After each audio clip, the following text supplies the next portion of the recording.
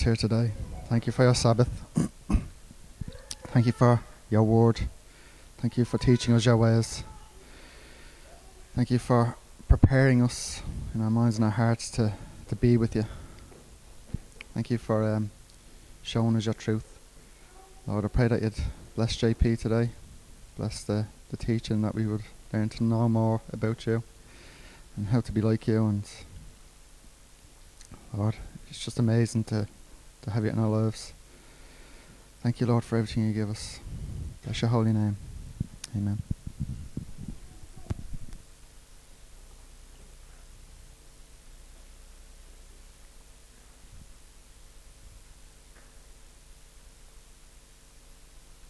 Okay, so we're on the last Torah portion of the cycle. This is Vzot Haberacha, this is the blessing. And we're not going to have another Torah portion for people who are watching online. Don't get up early next week. We're not going to have another Torah portion until the 19th of October. So I think that's about 5 weeks. I will be putting up teachings in the meantime on the channel, but none of them are going to be live, so no more early starts. Okay, this is a fairly short Torah portion again. Interesting one. Moshe blesses all of the tribes of Yisrael. Blesses all of Yaakov's sons, just like we see Yaakov doing. Starting Deuteronomy 33 with a very important verse for us to consider. This is the blessing with which Moshe, the man of Elohim, blessed the children of Yisrael before his death. So we need to consider what it is to be the children of Yisrael, and this is a topic which has come up in the past week or so. People have posted comments on the YouTube videos about the children of Israel, and specifically what it is to be a native-born Yisraelite. Because we hear those words and we think, I know what that means. It means somebody who was born in the land of Israel. But for us, that's not what it means. Okay, the children of Yisrael, the sons of Yisrael. Yisrael was a man, and he has physical progeny. He has the people who descended from him, and they are literally the children of Yisrael. But we are also the children of Yisrael. So this blessing actually extends to us also. Leviticus 23:42 says, "Dwell in booths for 7 days. All who are Yisraelites, native born, dwell in tents." Same word for tents and booths there. Sukkot. All who are native born Yisraelites. Well, first of all, we need to understand what this word is. Native born. What is it? What does it actually mean? So it's the word Ezrach. Ezrach. This is how Strong sees it being used in the Bible. A native of man, native Israelites, of tree, native to Israel. But we know the way that Strong sees things sometimes is not the way that they actually exist in the language. So what you're better doing is going to the definition of one's own country or nation. So we know that we are of the nation Yisrael, Israel. We're not in the geographical place, Israel, but we are of the nation Israel from Yahuwah's perspective. So we're going to see a couple of things along those lines. Exodus 12:48-49 says, "And when a stranger sojourns with you, and shall perform the Passover to Yahuwah, let all his males be circumcised, and then let him come near and perform it, and he shall be as a native." It's the same word. He shall be as an Ezrach of the land, but let no uncircumcised eat of it. So if somebody comes and they join themselves in covenant with Yahuwah, then they are as a Ezrach, as a native in the land. There is one Torah for the native and for the stranger who sojourns among you. That's not just a general rule. There's one Torah, because we know that there's actually different laws that pertain to different people. But in this case, as pertains to Passover, there's one Torah for the native born and for the stranger, as long as the stranger will come and become circumcised. But what I want you to notice is that there's two different people mentioned here. There's the stranger and there's the native. Okay, so you can be a stranger that's dwelling among Israel, or you can actually be a native to Israel. You can also be a foreigner. A foreigner is somebody who'll be in the land, might be dwelling there for a time, a sojourner, but they're not dwelling in the midst. But we would fall under one of these two categories. We'd either be a stranger sojourning among Israel, or we'd be a native Israelite. So it's important for us to understand, because we have a command there that says, all who are native to Israel dwell in tents for 7 days. End of.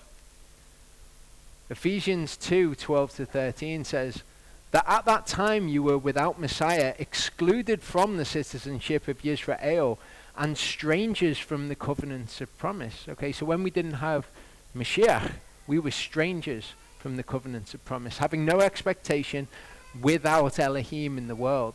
But now in Messiah Yeshua, you who were once far off have been brought near by the blood of the Mashiach. So then you are no longer strangers and foreigners, it tells us. So we could have been one of those two groups, but we're no longer strangers and foreigners. We are now fellow citizens with the set apart ones and members of the household of Elohim. Because something very special has happened to us when we accepted Messiah and we were washed clean by his blood. 1 Peter 1:22-25 says, now that you have cleansed your lives in obeying the truth through the Spirit to unfeigned brotherly love, love one another fervently with a clean heart. So we were cleansed of our sin by the blood of Mashiach. And now we cleanse our lives by obeying the scriptures, and we keep them clean, having been cleansed. Having been reborn, not of corruptible seed, but incorruptible, through the living word of Elohim, which remains forever. And that was necessary. We need to be following the word of Elohim. We have to be reborn in accordance with it in order to inherit everlasting life. It's necessary. Because all flesh is as grass, and all the esteem of man is the flower of the grass. The grass withers, and the flower falls away, but the word of Elohim remains forever. So in order for us to possess everlasting life, we have to follow the word. We have to be founded on something which is eternal, rather than following our flesh, which withers and dies and falls away. But we've been reborn. And when we're reborn, we are then, by the blood of Mashiach, members of Yisrael. Reborn. We are native Yisraelites. Romans 6:4 says, we were therefore buried with him through immersion into death, that as Mashiach was raised from the dead by the esteem of the Father, so also we should walk in the newness of life. So we've put to death the old self. That's dead now. And now we've been reborn according to the word of Elohim. A new birth, or a rebirth. And now we are members of Yisrael. Formerly, we were strangers and foreigners. We were Gentiles in the flesh. That old self has been put to death, and now we've been reborn as members of Yisrael. Galatians 3:26-29 says, for you are all sons of Elohim through belief in Messiah Yeshua. For as many of you as were immersed into Messiah, death of the old self, have put on Messiah, walk in the newness of life. There is not Yehudite nor Greek. There is no Jew or Greek. There is not slave nor free. There is not male or female, for you are all one in Messiah Yeshua.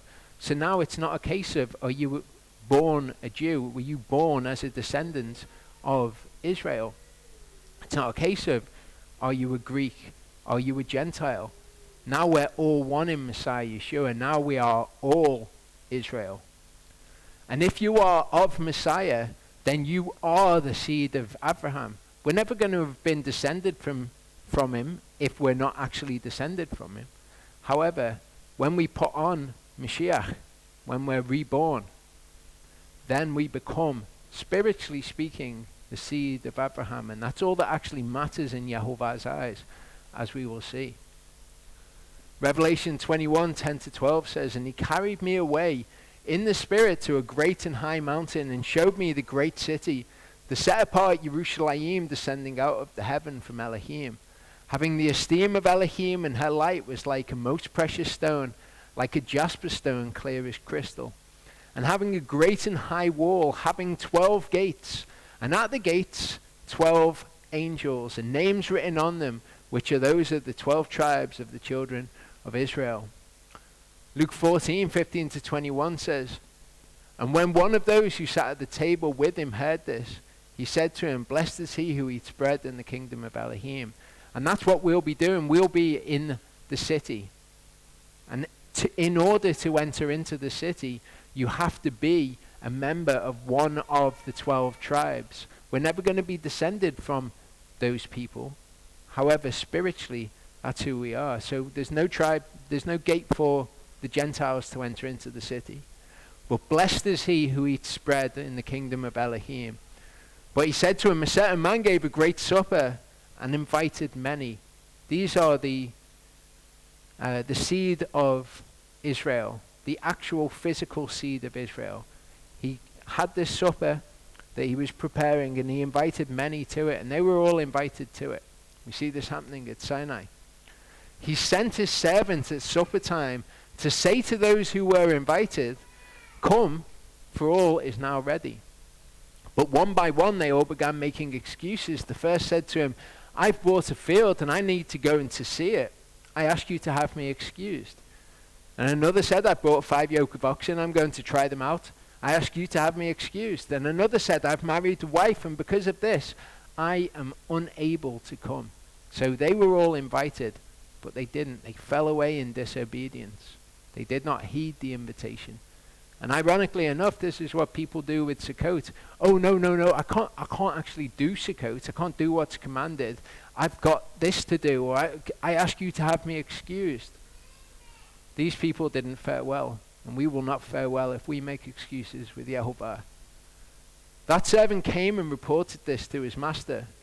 Then the master of that house, being wroth, said to his servant, hurry out into the streets and lanes of the city, and bring in here the poor, crippled, lame, and blind. Spiritual metaphors for us as Gentiles who are lost. Those who are invited, they won't come. Go and get the others, and they will come. Deuteronomy 16:16 says, 3 times a year all your males appear before Yehovah your Elohim in the place which he chooses. Okay, the festival of unleavened bread, the festival of weeks or Shavuot, and the festival of booths, or the word there is Sukkot. Booths is Sukkot, the festival of Sukkot. This is another thing that people think, well, if we cannot go to Jerusalem, we can't do the feast, so maybe we're breaking the Torah by trying to do the feast anywhere else. But there's 2 commands, isn't there? One command, dwell in tents for 7 days. Command number 2, at these 3 times of year, go to Jerusalem. So which one of those 2 commands can't we do? Okay, we can't do this. And for more reasons than just what we see on face value. But just because we can't go to Jerusalem at that time of year doesn't mean that we can't do the other command to dwell in tents for 7 days.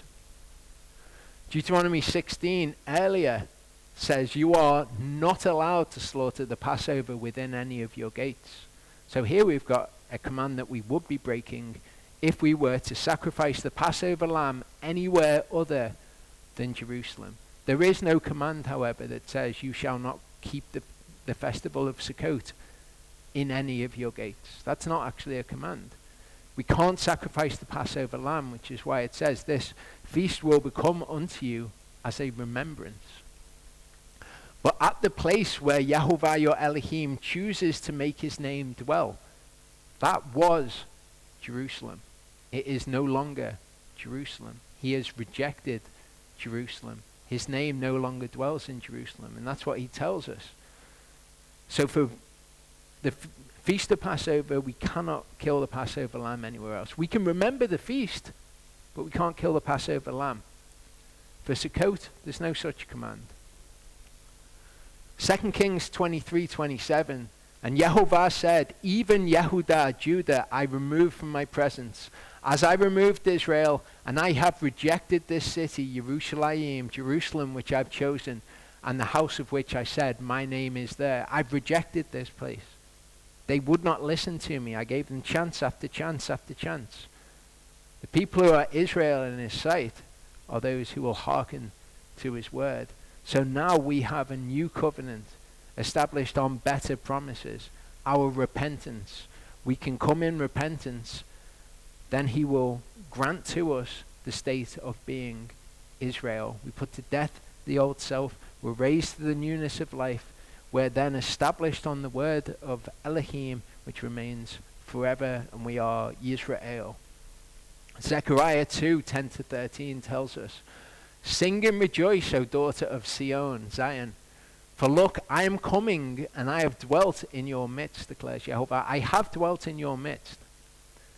Many Gentiles have been joined to Yehovah in that day, and they have become my people. So in the day when he's dwelt in our midst, many Gentiles have been joined to Yehovah. They have become my people. They've become Yisrael. I have dwelt in your midst. You shall know that Yehovah Zevaot has sent me to you. And Yehovah shall inherit Judah, his portion in the set-apart land. And he shall again choose Jerusalem. So again he's going to choose that place, and we will dwell there. Hush all flesh before Yehovah, for he has roused himself out of his set-apart dwelling. So this whole business of where his name dwells is all linked to the temple. Okay, his name dwelt in the temple, the house that was made for his name to dwell there. He's roused himself out of his set-apart dwelling, because he doesn't just have the dwelling on the earth, he's also got the dwelling in the heaven, after which the dwelling on the earth was patterned. But that's not it. Okay, it's not just the one on the earth, which is no longer here, and the one in heaven. There's the third temple. There's the one in each of us, individually and corporately, as the body of Mashiach. We are temples of the Ruach. So there's the one on the earth, the one in heaven. His name dwells in both of those places. This one is no longer here. His name dwells here, though. His name also dwells here, okay, in each one of us. John 14:23, Yeshua answered him, "If anyone loves me, he shall guard my covenant, and my Father shall love him, and we shall come to him and make our abode with him." That's what the tabernacle is. That's what the Mishkan is. That's what the word Shekan means, to dwell. The Mishkan is his dwelling place, the place where he dwells. So they make their abode with us in our hearts. Romans 8:9 says, "But you are not in the flesh, but in the Spirit, if indeed the Spirit of Elohim dwells in you." The Spirit dwells in us, okay, in the Mishkan inside. Psalm 138:2, "I bow myself toward your set-apart temple and give thanks to your name." Okay, that was where his name dwelt. "For your kindness and for your truth," that is his name. "For you have made great your word, your name." So the Spirit, sword of the Spirit, is the word of Elohim. Spirit, word are in unity. His name and his word are in unity as well. And this is what dwells richly in our hearts. Let the word of Messiah dwell in you richly, teaching and admonishing one another in all wisdom. Okay, so his name dwells in each one of us. So if we want to say, can we keep the festival of Sukkot where his name dwells? Well, in a sense, absolutely, yes, we can. His name no longer dwells in Jerusalem, so we don't have to go up to Jerusalem. That commandment does not mean to go up to Jerusalem. The only way that we could possibly fulfill that commandment is his name dwelling in each one of us when we keep Sukkot. Ephesians 3:17 says that the Messiah might dwell in your hearts through belief. Remember, through belief we have put on Mashiach. We have become Yisrael. Luke 10:25-37 says, "And see, a one learned in the Torah stood up, trying him and saying, 'Teacher, what shall I do to inherit everlasting life?'" Okay, and this was Yeshua's response. He said, "What's been written in the Torah? How do you read it?" And he answering said, "You shall love Yehovah your Elohim with all your heart, with all your soul, with all your strength, with all your mind, and your neighbor as yourself." He said to him, "You've answered rightly. Do this and you shall live." Okay? Go and do that. But now, the guy wants to dwell on these words. He wants to pick these words apart and say, well, I think I'm doing these words, but, you know, wishing to declare himself righteous, he said, "Who is my neighbor?" Okay, yeah, I can love people, my neighbors, those people that I like, I can love them as myself. So who is my neighbor? Tell me and I'll go and do it. Just the same as what people do with the festival of Sukkot. I don't know if this is what's in the heart of the person who's commented, because I don't know what's in their heart, but this is what people do. They pick apart verses to try to find any way in which they don't have to do the feast. It's either in your heart to follow the word of Elohim, okay, and then you're established on the word of Elohim, and that is established forever, or it's not in your heart, and it's in your heart to find some way out of having to do it. Replying, Yeshua said, a certain man was going down from Yerushalayim to Jericho and fell among robbers, who both stripping and beating him went away, leaving him half dead. And by a coincidence, a Greek word, not a Hebrew word, a certain priest was going down that way, and when he saw him, he passed by on the other side. And likewise a Levite also, when he came to the place and seeing, passed by on the other side. So these people that this man would have thought of as his neighbor, they just passed by him. But a certain Shomeronite, a Sumerian, someone of the northern kingdom, someone who was an enemy, journeying came upon him, and when he saw him, he had compassion on him. So we've got a picture here of the northern kingdom who are out of covenant with Yahovah, of the Gentiles. And he went to him and bandaged his wounds, pouring on oil and wine, and having placed him on his own beast, he brought him to an inn and looked after him. So those who were of the actual physical children of Israel, they just passed him by. The priests, the Levites, they wanted nothing to do with him. But the Gentile, that he who was out of covenant, he comes to him and he treats him well. Going out on the next day, he took out 2 pieces of silver, gave them to the innkeeper, and said to him, look after him, and whatever more you spend, I shall repay you when I return. Who then of these 3 do you think was neighbor to him, who fell among the robbers? And he said, he who showed compassion on him. Then Yeshua said, go and do likewise. Okay, you don't need to know the definition of your neighbor. Just go and show compassion to all people, and then they'll be your neighbor because you're making them your neighbor. Exodus 20 verse 17. Do not covet your neighbor's house, your neighbor's wife, whatever belongs to your neighbor. Nobody confuses who is my neighbor in this passage. It's obvious, isn't it? This is just how you treat people. Deuteronomy 15, 1-3. At the end of 7 years, you make a release of debts, and this is the word of release. Every creditor is to release what he has loaned to his neighbor. He does not require it of his neighbor or his brother, because it is called the release of Yehovah. Of a foreigner, you could require it. So we've seen this before, an area where the Torah permits us to do something. You could require it of a foreigner, but that's not what Yeshua said to do. When he came and fulfilled the Torah, he didn't say, well, you better release the debts of your neighbors and your brothers when you find out who those people are. But if someone's a foreigner, you can exact it of them. Yeshua said, give to everyone who asks of you, and from him who takes away what is yours, do not ask it back. And as you wish men should do to you, you also do to them in the same way. And if you love those loving you, what favor have you? You're loving your neighbor, you're loving your brother. What favor have you before Elohim? For sinners too love those loving them. And if you do good to those doing good to you, what favor have you? For even sinners do the same. And if you lend to those from whom you expect to receive back, okay, your neighbor, your brother, what favor have you? For even sinners lend to sinners to receive as much back. Rather love your enemies and do good, and lend expecting none in return, and your reward shall be great, and you shall be sons of the Most High, because he's kind to the thankless and the wicked ones. Okay, so to the foreigner as well. So we see how the word can judge our hearts, even when we think, well, that was permitted to do by the word. Okay, yeah, it was permitted for you to do. There was no legal reason why you couldn't do it, because they were not a part of Israel, set apart to Yehovah. However, should you be treating people like that? Therefore, be compassionate as your Father also is compassionate. And then in the same way that this judges our hearts, and whether or not we want to run after his commands and do his commands, the Feast of Sukkot judges our hearts. Do you want to go and do you want to do the things that he's saying to do? Is your love of him there? If you love me, you shall guard my commands. Or do you want to avoid it? Maybe it's a bit cold at that time of year. It's cold in Israel as well at that time of year. It's cold in Israel.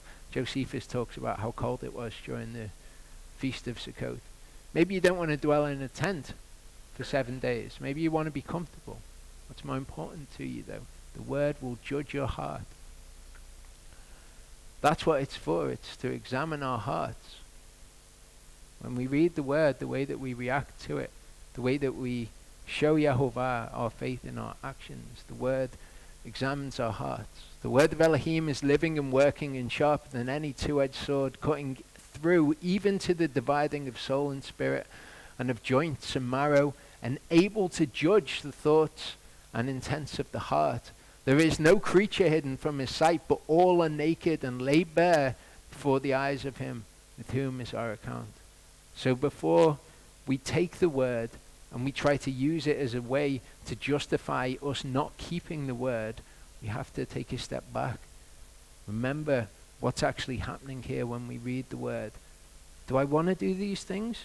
Or do I want to escape from them? Do I want to escape from the word of Elohim? Because Yehovah will look upon each of us, and he will look straight through us, and it will be transparent to him where we stand before him. You're either going to be in good standing with him, and he'll say, this is someone who truly loves my word, who cherishes my word, and treasures up my commands within him. Or he's going to look and he's going to say, just doesn't care. Deuteronomy 15, 7-10. When there is a needy one with you, of one of your brothers, within any of the gates in your land, which Yehovah your Elohim is giving you, do not harden your heart, nor shut your hand from your needy brother.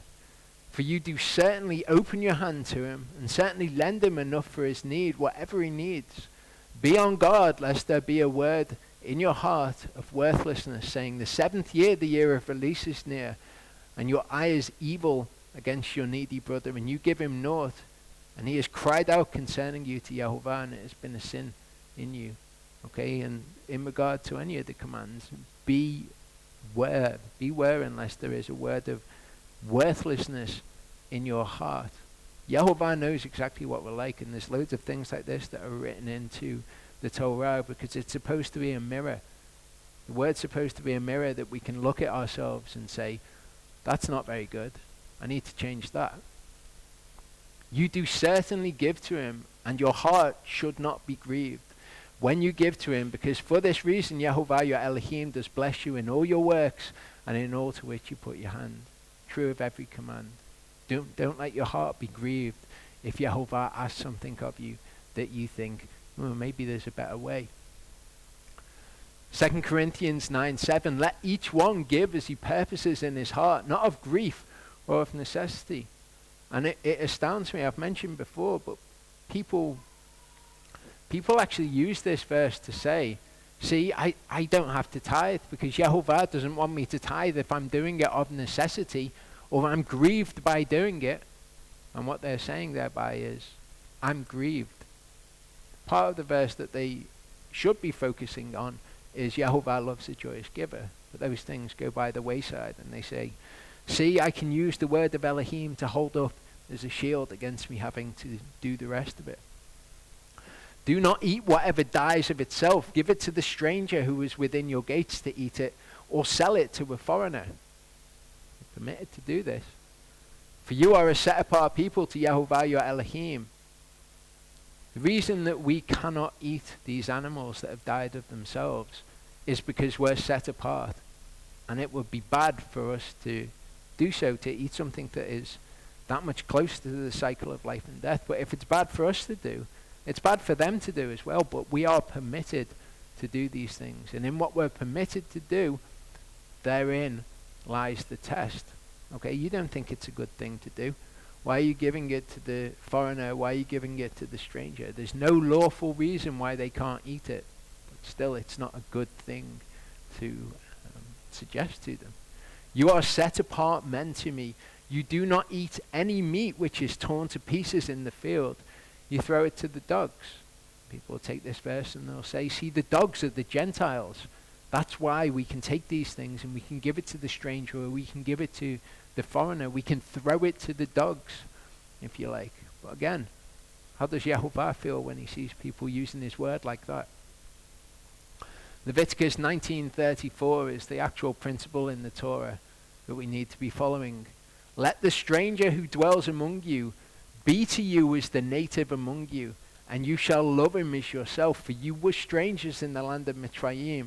I am Yehovah your Elohim. Not about who's my neighbor, love my neighbor as myself. Let the stranger who dwells among you be as the native to you. Don't say, okay, I'm not going to give this to a native, but I'll give it to a stranger, I'll give it to a foreigner. The word tests our heart. Matthew 7:12, Yeshua told us what to do in such a situation. Therefore, whatever you wish men to do to you, do also to them.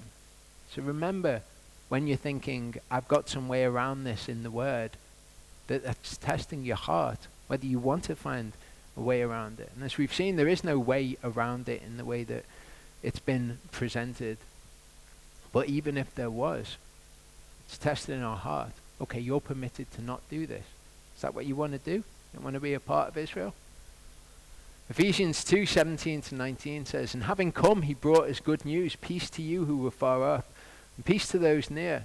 Because through him, we both have access to the Father by one Spirit. So then, you are no longer strangers and foreigners, but fellow citizens with the set-apart ones, and members of the household of Elohim. We are Israel. We're no longer strangers and foreigners. We are native Israelites. Dwell in booths, the word there is Sukkot, for 7 days. All who are Israelites native dwell in tents. Same word, Sukkot. Dwell in Sukkot. So that your generations know that I made the children of Israel dwell in Sukkot when I brought them out of the land of Mitzrayim. When we examine the Torah, we can examine it and kind of assess it coldly, and look at it and say, well, this isn't really saying that I have to do this. Or we can look to the intent of it. Charlie went through this the other week. You can look to the intent of the law and find out what the law is actually telling us about Yehovah's heart. So let's say all of those arguments were valid arguments. What's the reason that we're to dwell in tents for 7 days? So that we know that he made the children of Israel dwell in tents when they came out of the land of Mitzrayim. We can all do that. We can all come to that knowledge and experience what it must have been like, because Yehovah knows what's good for us to do. This is the word for the single of Sukkot. Sukkot's a plural, tents, booths. This is the singular word. It's sukkah. Okay, it means, it's used in the Bible to mean a thicket, covert, booth, thicket, booth, rude or temporary shelter. So what you then get people doing is saying, oh, well, maybe I'll stay in a hotel. Maybe it's good for me to stay in a hotel. That's a temporary shelter. I don't usually stay in a hotel. Maybe I'll stay in a camper van. That sounds better than staying in a tent, doesn't it? But what was the purpose? To remember when the children of Israel came out of Mitzrayim and they dwelt in tents. So staying in something else really doesn't work. 2 Samuel 11:11 uses this word. Uriah said to David, the ark and Yisrael and Yehudah are dwelling in Sukkot, and my master Yoav and the servants of my master are encamped in the open fields. That's what it is, to dwell in these temporary dwellings, these tents, so that we remember the children of Israel when they came out of the land of Mitzrayim. When we come back, actually, this is important. I want people to dwell on this, because I've said some things that a lot of people who are online will find hard to hear. Okay? I want people to dwell on the idea that if you reprove somebody who desires and fears Yehovah, they will love you for it, because they'll think, wow, yeah, I was going astray, and you've rebuked me, and I've come back onto the path. It's not even you that's rebuked me, it's the word of Elohim that's rebuked me. I've now learned what Elohim wants from me. That's great. Thank you. Reprove a scoffer, though, and they'll hate you. And I think people should perhaps dwell on that. If the words that I've spoken have been in any way convicting to you, dwell on that. Dwell on your response to them. And when we come back, we'll look at the blessings that Moshe gives. And we'll look at the Septuagint and what we can take from it and what we shouldn't take from it.